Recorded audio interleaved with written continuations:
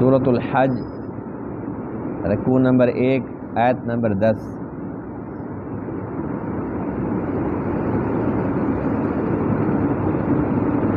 اعوذ باللہ من الشیطان الرجیم،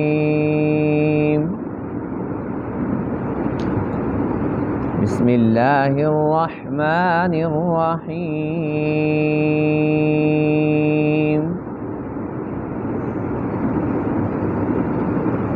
وَمِنَ النَّاسِ مَن يَعْبُدُ اللَّهَ عَلَى حَرْفٍ فَإِنْ أَصَابَهُ خَيْرٌ اطْمَأَنَّ بِهِ وَإِنْ أَصَابَتْهُ فِتْنَةٌ انقلب عَلَى وَجْهِهِ خَسِرَ الدُّنْيَا وَالْآخِرَةَ ذَلِكَ هُوَ الْخُسْرَانُ الْمُبِينُ۔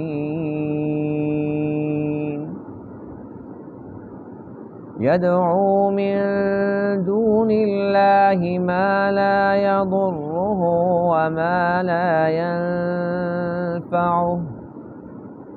ذَلِكَ هُوَ الضَّلَالُ الْبَعِيدُ۔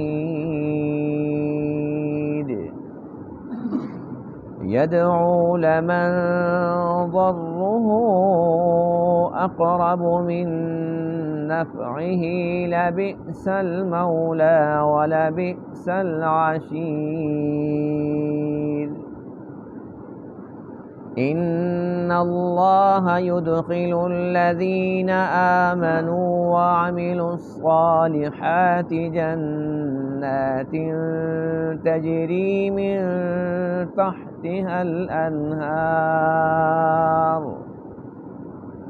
إِنَّ اللَّهَ يَفْعَلُ مَا يُرِيدُ۔ صدق اللہ العظیم۔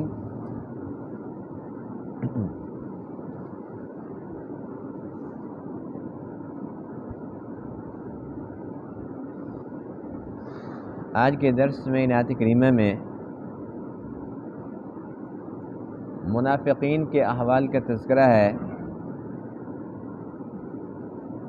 جو اللہ تعالیٰ کی عبادت کرتے بھی ہیں تو اللہ تعالیٰ کو خوش کرنے کے لیے نہیں، بلکہ ان کے اندر لالچ چھپا ہوا ہوتا ہے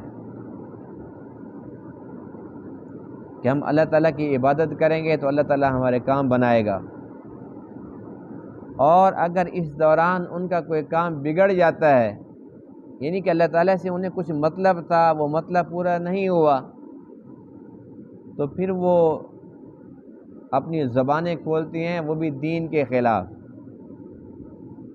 پھر وہ دین پر نکتہ چینیاں کرتے ہیں کہ بس ہم نے اسلام قبول کر کے بڑی غلطی کی ہے، نعوذ باللہ من ذالک۔ یعنی کہ وہ اللہ تعالیٰ کی عبادت کرتے ہیں تو انہیں یقین کا درجہ چونکہ نصیب نہیں ہوتا، ان کے دل کے اندر شک ہوتا ہے کہ پتہ نہیں یہ سچ ہے یا جھوٹ ہے، پتہ نہیں ہم ٹھیک راستے پر ہیں یا غلط راستے پر ہیں۔ پھر اگر اس دوران انہیں کوئی خیر کی خبر ملتی ہے تو پھر خوش ہو جاتے ہیں، کہتے ہیں واقعی بھئی اسلام ہے سچا مذہب، اور اگر انہیں کوئی دکھ کی خبر ملتی ہے، کوئی نقصان کی خبر ملتی ہے تو پھر کہتے ہیں اسلام کا بھی کوئی مزہ نہیں ہے، جب سے اسلام قبول کیا نا مصیبتیں ہی آ رہی ہیں۔ تو اللہ فرماتے ہیں کہ ایسے لوگ چونکہ یہ خود غرض اور مطلب پرست ہوتے ہیں، دنیا کے اندر بھی ان کا خسارہ ہے اور آخرت کے اندر بھی خسارہ ہوگا۔ پھر اللہ فرماتے ہیں کہ ان سے پوچھو کہ جب یہ اللہ کا در چھوڑ کر غیروں کے در پر جاتے ہیں تو وہاں سے انہیں کیا نصیب ہوگا؟ جب اللہ کے پاس آئے، بے شک دل سے نہیں آئے، ظاہری طور پر کلمہ پڑھ لیا، جب اللہ کے پاس آئے اور ان کا مطلب پورا نہیں ہوا تو اللہ کو چھوڑ کے جا رہے ہیں، تو اللہ فرماتے ہیں کہ جو میرے علاوہ دوسرے ہیں، جو معبودان باطلہ ہیں، اللہ کے علاوہ باقی سب اللہ کا غیر ہے، تو اللہ فرماتے ہیں کہ ان بتوں سے تو ان کو کبھی نفع مل سکتا ہی نہیں، نہ نفع نہ نقصان۔ وہ تو اپنے آپ کو نہ نفع پہنچا سکتے ہیں نہ نقصان پہنچا سکتے ہیں، انہیں وہ کون سا نفع پہنچا سکتے ہیں؟ تو وہاں تو ہے ہی نقصان، پھر اللہ کو چھوڑ کر وہاں کیوں جاتے ہیں؟ اگر اللہ کے پاس آنے سے انہیں کو نقصان ہو گیا تو اللہ کے غیر کے پاس جانے سے تو ہے ہی نقصان۔ پھر اللہ فرماتے ہیں کہ جو لوگ اللہ کو چھوڑ کر غیروں سے مدد مانگتے ہیں، اللہ کے غیر کی پوجا کرتے ہیں، ان کو نفع تو کم ہی ملنا ہے لیکن نقصان کا چانس زیادہ ہے، اور آخرت کے اندر تو ان کا نقصان یقینی ہے کہ اللہ کے علاوہ جن کو یہ پوجا کرتے تھے، اللہ کے برابر یہ درجہ دیا کرتے تھے، قیامت کے دن وہ صاف صاف انکار کر دیں گے، اے باری تعالیٰ ہمارا ان سے تعلق واسطہ ہی نہیں ہے، انہیں تو ان پہ بڑا ناز تھا، یہ ہمارے پیر و مرشد ہیں وہ بچا لیں گے جی۔ تو اللہ فرماتے ہیں کہ پیر و مرشد تو کہیں گے میرے سے تعلق واسطہ ہی نہیں ہے۔ جو لوگ عیسیٰ علیہ السلام کو اللہ کا بیٹا سمجھ کر ان کی پوجا کیا کرتے تھے، ان سے مدد مانگا کرتے تھے، یا ان کی ماں مریم کو الہ سمجھتے تھے، تو قیامت کے دن حضرت مریم، حضرت عیسیٰ وہ سب انکار کر دیں گے، اے باری تعالیٰ ہمارا ان سے تعلق واسطہ ہی نہیں۔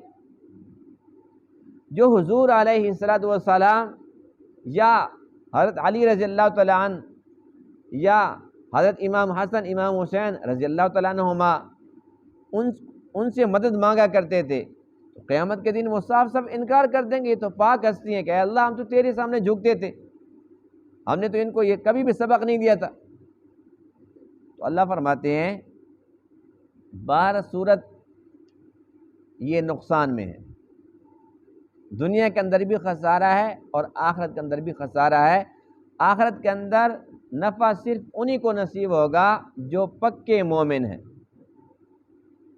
جنہیں یقین ہے نفع نقصان جو بھی ہے اللہ تعالیٰ کی طرف سے، اس کی مرضی ہے، وہ جس حال میں چاہے رکھے، اللہ تعالیٰ کی رضا پر راضی ہیں۔ جب سے ایمان قبول کیا بس نیک عمل کرتے رہتے ہیں، کوشش میں لگے ہوئے ہیں کہ اللہ تعالیٰ راضی ہو جائے۔ اللہ فرماتا ہے کہ ان کے لیے جنت ہے، جنت کی دائمی نعمتیں ہیں، راحتیں ہیں، سب کچھ ہے، کس کے لیے؟ ایمان والوں کے لیے۔ منافقین کے لیے نہ یہ دنیا نہ وہ دنیا۔ وَمِنَ النَّاسِ، اور بعض لوگوں میں سے ایسے ہیں، مَن يَعْبُدُ اللَّهَ، جو اللہ تعالیٰ کی عبادت کرتے ہیں، عَلَى حَرْفٍ، ایک کنارے پر۔ جیسے کوئی بندہ بھاگنے والا ہوتا ہے نا، تو وہ پہلے ہی ایک کنارے پہ کھڑا ہوتا ہے کہ جیسے کوئی مصیبت ہے میں پہلے بھاگوں گا۔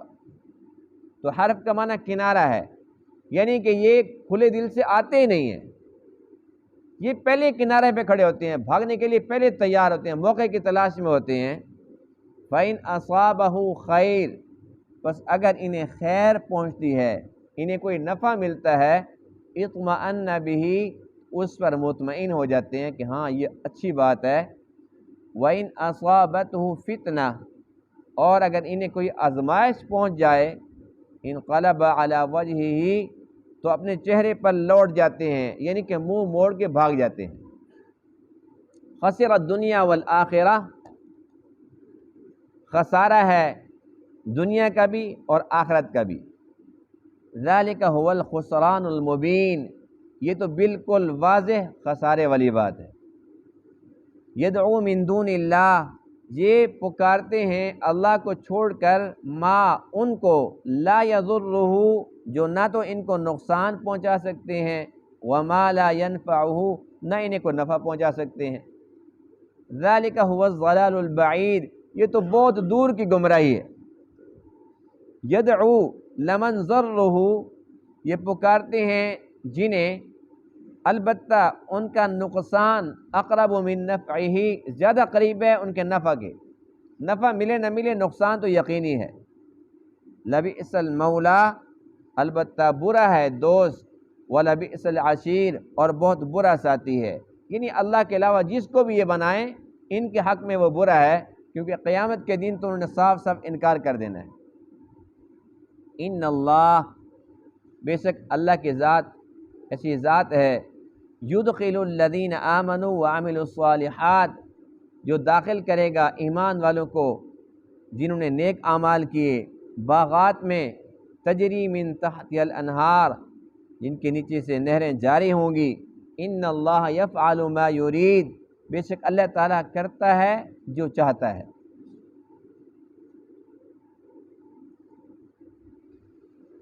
حضرت عبداللہ بن عباس رضی اللہ تعالی عنہما ان آیات کی تفسیر میں ارشاد فرماتے ہیں کہ ایک مرتبہ ایک یہودی آیا اور آ کر اس نے اسلام قبول کر لیا۔ حضور علیہ الصلاۃ والسلام کے مبارک ہاتھ پر اس نے بیعت بھی کر لی۔ بس جب وہ اسلام قبول کر چکا، بیعت کر لی، اس کے بعد وہ گھر گیا تو اچانک اسے کوئی نقصان کی خبر ملی۔ وہ پھر فوراً واپس آیا اور اس نے کہا جی بس میں تو اسلام سے بھی تنگ، اور میری یہ جو بیعت ہے میں اس کو ختم کرنا چاہتا ہوں، میں اسلام کے اندر نہیں رہ سکتا۔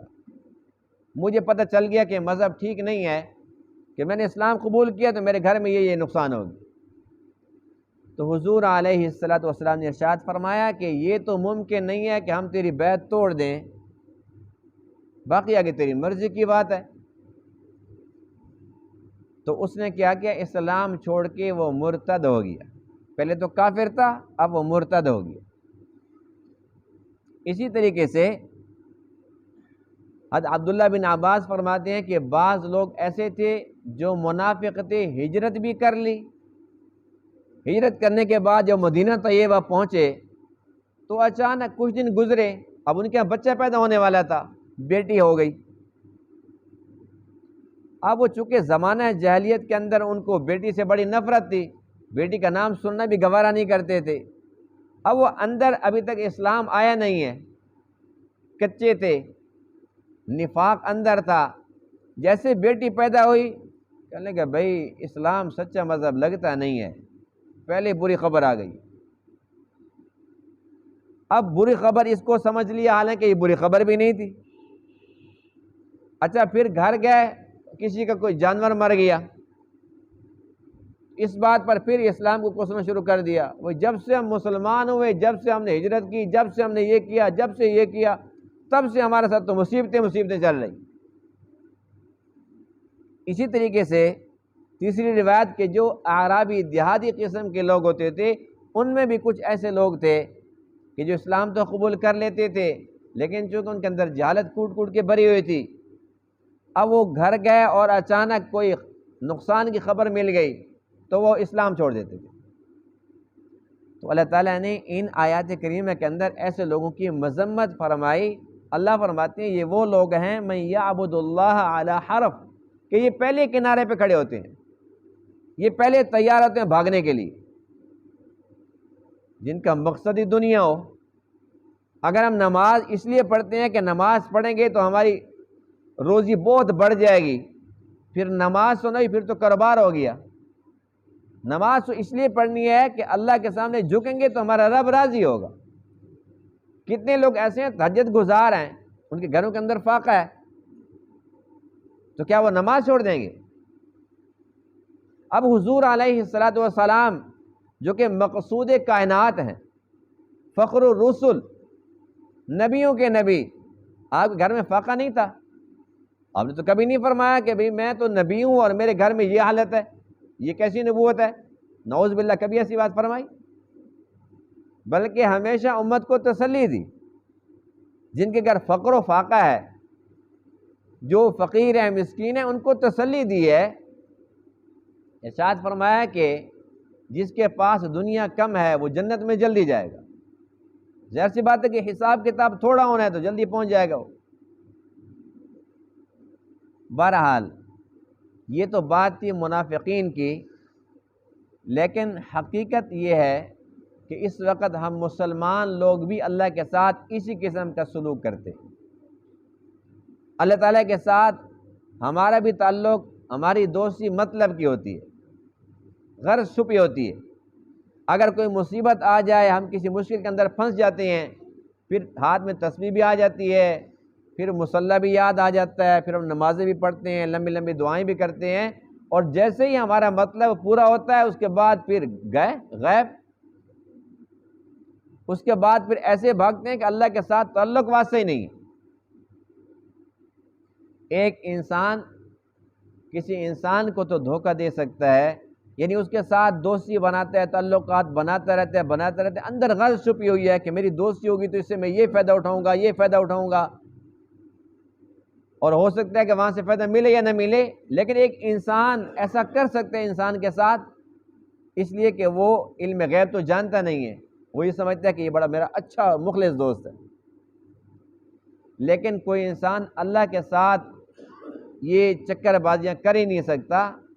جب ایک انسان اللہ کے گھر آتا ہے نا، بے شک اپنے مطلب کے لیے آتا ہے، اللہ کو پہلے پتہ ہوتا ہے، اللہ کو پہلے یہ بھی پتہ ہوتا ہے کہ جب اس کا کام میں نے کر دینا ہے، اس نے بھاگ جانا ہے، لیکن اس کی شان ستاری ہے، یہ اللہ تعالیٰ اس کی جو یہ برائی ہے کسی کے سامنے ظاہر نہیں فرماتا، اور اللہ تعالیٰ کی رحمت ہے، اللہ تعالیٰ اس کو تانا نہیں دیتا۔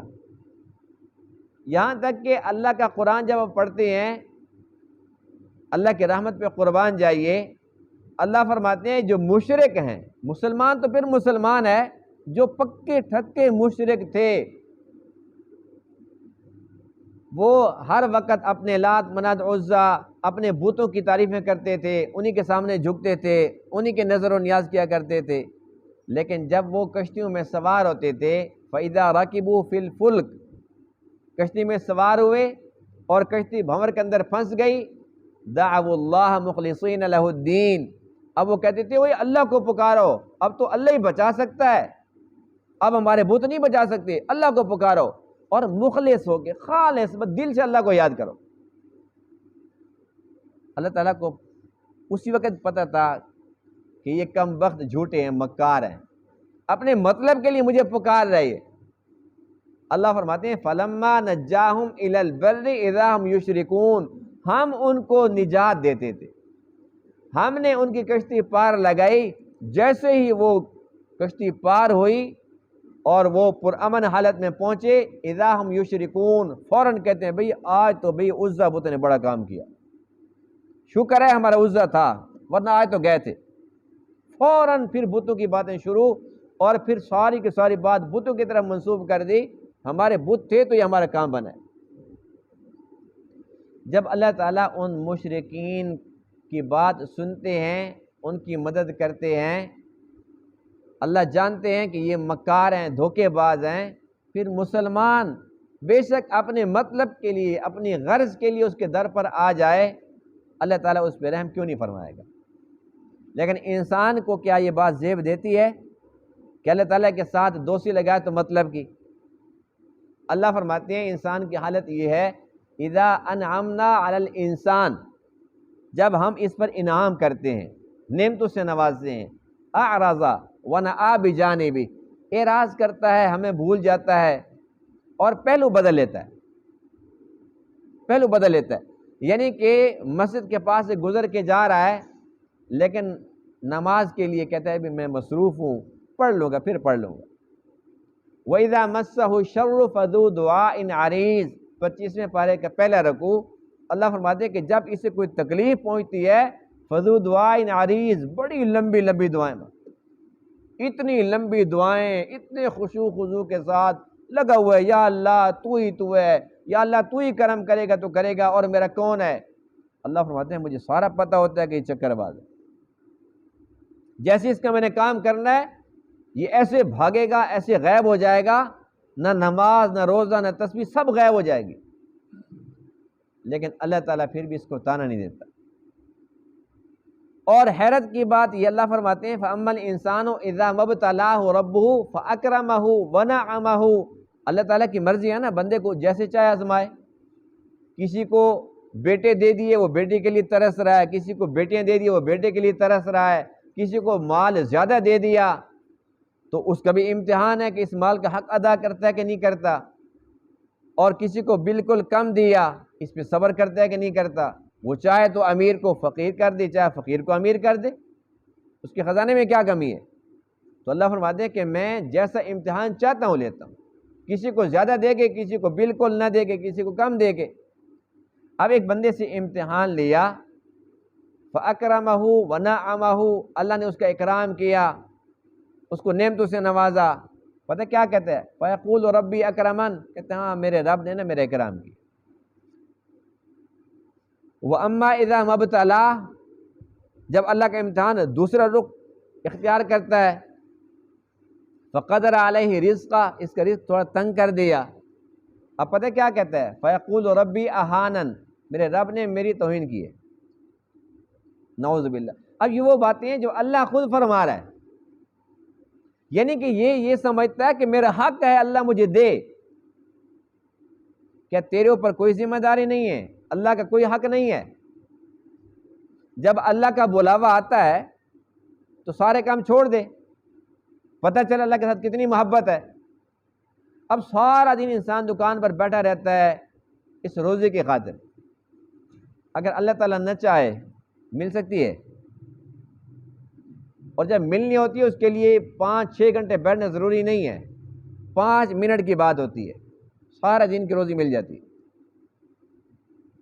اللہ تعالیٰ امتحان لیتا ہے نا، جیسے نماز کا ٹائم ہوتا ہے نا اسی ٹائم گاہک آ جاتے ہیں، نماز کا ٹائم ہوا گاہک بھی آ گئے۔ اب یہ امتحان ہوتا ہے، اگر اس امتحان کو یہ سمجھ لے کہیں میری آزمائش تو نہیں ہے، یہ کہتا نہیں بھی اللہ نے جو دینا ہے وہ تو دینے ہی دینا ہے، پہلے اللہ کا حکم ہے، نماز پہلے باقی سارے کام بعد کے، یہ پاس ہو گیا۔ اچھا کیا ہوتا ہے کہ اب یہ گاہکوں کے اندر نہ الجھا ہوا ہے، یہ اس چکر میں ہے کہ آج سارے دن کی، آج کی کیا کل کی روزی بھی انہیں سے کماؤں گا، نماز بھی چھوڑ دی، گھنٹہ پورا دماغ کھپایا، آخر میں پتہ گاہک کیا کہتے ہیں؟ اچھا پھر آئیں گے۔ اب اس کے بعد اپنے آپ کو کوستا ہے کہ نماز بھی چلی گئی، 4 آنے بھی نہیں ملے مجھے، کیا یہ اچھا ہوتا کہ اللہ کا بلاوا آ گیا، حی علی الصلاۃ حی علی الفلاح، سب کچھ چھوڑ دیتا، آ جاتا؟ اس کا نصیب اگر تھا انہی لوگوں میں تو وہ نماز تک بیٹھے رہتے، یا پھر بعد میں پھر دوبارہ آ جاتے، اللہ کسی اور کو بھیج دیتا۔ اللہ کسی کو بھوکا مارتا ہے؟ تو یہ کیا ہو، اللہ تعالیٰ کے امتحان کے طریقے ہیں، آزمائش کے طریقے ہیں۔ اب یہ تو منافقین کا ایمان تھا نا، یہ تو منافقین کا انعام، یعنی کہ ان کا ایمان تھا، ان کا یہ پیمانہ تھا کہ اگر بیٹی ہو گئی تو پھر یہ اسلام جھوٹا مذہب ہے، نعوذ باللہ، بیٹا ہو گیا تو سچا مذہب ہے۔ اس کا مطلب یہی ہوا نا کہ میٹھا میٹھا اچھا لگتا تھا، کڑوا کڑوا جو نا برا لگتا تھا۔ جب بات کھانے پینے کی، بات مال غنیمت کی آتی تھی تو منافق کہتے تھے جی ہم تو دل سے تیار تھے، گھر میں صرف ماں بیمار تھی، ہماری گھر ہمارا اکیلا تھا، یہ مجبوری تھی، مال غنیمت پر تو للچاتے تھے، اور جب بات جان دینے کی آتی تھی جہاد کی تو پھر وہ بہانے بنا لیتے تھے۔ آج امت کا حال بالکل یہی ہے، ہم کہتے ہیں جی بس میٹھی میٹھی چیزیں تو ملیں، اب ہر بندے کو یہ بڑا ضرور پتہ ہے جی کھانا کھانے کے بعد نا میٹھا کھانا سنت ہے، حالانکہ آپ علیہ الصلاۃ والسلام کو میٹھا پسند تھا، یہ سچ ہے، یہ حدیث ہے، کھانا کھانے کے بعد میٹھا کھانا کہیں سے ثابت نہیں ہے، لیکن یہ سنت چونکہ ہمارے من کو بات یہ ہے، چونکہ ہمیں بڑی اچھی لگتی ہے، میٹھا کھائیں گے بڑا مزہ آئے گا، نمکین کے بعد میٹھے کا تو ویسے دل چاہتا ہے، ہم نے کہا جی سنت ہے، لیکن یہ بات ہم بھول جاتے ہیں کہ آپ علیہ الصلاۃ والسلام نے ساری زندگی جنگوں میں گزاری ہے، آپ نے جہاد فرمایا، جہاد کا نام لیتے ہمیں موت پڑتی ہے، مشکل کام ہے نا، تو ہم کہتے ہیں میٹھی میٹھی سنتیں ہوں، کڑوی نہ ہوں۔ تو منافقین کی یہ حرکتیں تھیں، وہ تو منافق تھے، ہم کیسے مسلمان ہیں؟ ہم اللہ تعالیٰ کے ساتھ اگر تعلق بناتے ہیں تو مطلب کے لیے، کسی بندے کی کوئی مشکل آ گئی تو بس پھر وہ ہر وقت اللہ اللہ، پھر تو کیا وہ اشراق پڑھے گا، چوائس پڑھے گا، اوابین، آج کل جی الحمدللہ میں تہجد بھی پڑھ رہا ہوں، جب کام نکل گیا پھر جمعے کی بھی چھٹی، پھر فرض نماز کی بھی چھٹی، کبھی وہ 6 پارے تلاوت کر رہا تھا، اب وہ 1 پاؤ پڑھنے کے لیے تیار نہیں ہے۔ تو اللہ تعالیٰ کے ساتھ ایسے تعلقات قائم کرتے ہیں، اللہ فرماتے ہیں خسر الدنیا والآخرہ، ان کے لیے دنیا کے اندر بھی خسارہ ہے اور آخرت کے اندر بھی خسارہ ہے۔ اللہ کے ساتھ جو تعلق بنانا ہے وہ بے لوث، اگر ہم کسی ایک غرض کو لے کر بیٹھیں اللہ میرا یہ کام کر دے، ہم تھوڑا سا اگر گہرائی میں جائیں یہ دیکھیں کہ ایک چیز کے پیچھے مرے جا رہے ہیں اور کتنی چیزیں اللہ نے اس وقت مجھے دے رکھی، ہر ایک انسان پر، وہ امیر ہے غریب ہے، اس پر اللہ تعالیٰ کی نعمتوں کی اتنی برسات ہے اگر وہ ان نعمتوں کو شمار بھی کرنا چاہے، فرمایا لا تحصوها، تم شمار بھی نہیں کر سکتے۔ ایک ایک نعمت اتنی قیمتی ہے، یقین جانیے اگر ایک نعمت چھن جائے یا اس میں کوئی فالٹ پڑ جائے، یعنی کہ گردہ خراب ہو جائے، خدا نخواستہ ایک آنکھ خراب ہو جائے، خدا نخواستہ ایک کان خراب ہو جائے، پھر پتہ چلتا ہے کہ گردہ کتنا قیمتی ہے، ایک آنکھ کتنی قیمتی ہے۔ کوئی انسان غریب سے غریب ہے، بھوک سے مر رہا ہے، اس سے کہا ایک آنکھ مجھے دے دے 1 کروڑ کی، دے دے گا وہ کہے گا بھی بھوک منظور ہے، بھوکا مر جاؤں گا، میں کیوں آنکھ دوں تجھے؟ تب پتہ چلتا ہے کہ 1 کروڑ سے بھی زیادہ قیمتی چیز ہے۔ تو اتنی چیزیں ہونے کے باوجود پھر انسان اللہ کے سامنے یہ باتیں کرتا ہے، اللہ میرے پاس تو کچھ بھی نہیں ہے، میں تو بھوکا ہوں۔ کوئی کہتا ہے نعوذ باللہ، میرے لیے اگر رزق نہیں تھا مجھے پیدا کیوں کیا؟ یہ بھی تو انسان کہتا ہے جو مسلمان ہے ماشاءاللہ۔ بہرحال آج کے درس سے ہمیں کیا سبق ملتا ہے کہ اللہ کے ساتھ تعلق بناؤ بے لوث۔ جیسے اللہ تعالیٰ بندے سے محبت کرتا ہے، بندے کو بھی محبت کا اظہار کرنا چاہیے کہ یا اللہ تو مجھ سے محبت کرتا ہے، تو نے مجھے انسان بنایا، مجھے کتا بلا نہیں بنایا، خنزیر نہیں بنایا، مجھے مسلمان بنایا، اپنے محبوب کا امتی بنا دیا، یا اللہ میں بھی محبت کرتا ہوں۔ اور پھر محبت کا اظہار کیسے کرنا ہے؟ اللہ تعالیٰ کی بندگی کر کے اس کو راضی کرنا ہے، اس کے مخلوق کا دل خوش کر کے، اس کی خدمت کر کے اس کو راضی کرنا ہے۔ بس یہ سارے کا سارا دین کا خلاصہ، بہت آسان ہے، کچھ مشکل نہیں ہے۔ اور حدیث پاک میں ہے من کان للہ کان اللہ لہ، بہت ہی پیاری بات ہے، جو اللہ کا ہو گیا اللہ اس کا ہو گیا۔ جو بندہ اللہ کے کام میں لگ جاتا ہے نا، اللہ کی بندگی میں لگا ہوا ہے، تو اللہ فرماتے ہیں مجھے نہیں پتا کہ یہ میری بندگی میں لگا ہوا ہے۔ اگر تمہارے گھر کو کام کرنے آ جاتا ہے تو تم اس کو اچھا کھانا کھلاتے ہو، آج میرا کام کر رہا ہے بیچارہ، تو اللہ فرماتے ہیں کہ جو میرا کام کرے گا، میرے سامنے جھکے گا، میں اسے بھوکا ماروں گا۔ اللہ کی محبت میں اس کی عبادت کر کے دیکھو تو صحیح، اس کا مزہ ہی اپنا ہے۔ اللہ فرماتے ہیں ایسے ہی لوگ ہیں جو پکے مومن ہیں، نیک اعمال کرتے ہیں، اللہ تعالیٰ ان کو جنت میں داخل فرمائے گا، تجری من تحت الانہار، جس کے نیچے نہریں جاری ہوں گی، یعنی کہ ہمیشہ ہمیشہ کے مزے لینے ہیں تو اس کے لیے انتظار کرنا پڑے گا جنت کے لیے۔ جب انسان جنت میں جائے گا پھر جو چاہے گا، جو چاہے کھائے، جو چاہے پیے، جو چاہے پہنے، یعنی کہ اللہ تعالیٰ کی صفت ہے نا، اللہ جو چاہتا ہے کرتا ہے۔ اللہ تعالیٰ جنتیوں کو اپنی یہ صفت دے دے گا کہ جو چاہو، اب تمہاری چاہت پہ چھوڑ دیے۔ تو مختصر ترین زندگی کے اندر تھوڑا سا صبر کریں گے تو بہت جلد آنکھ بند ہونے والی ہے۔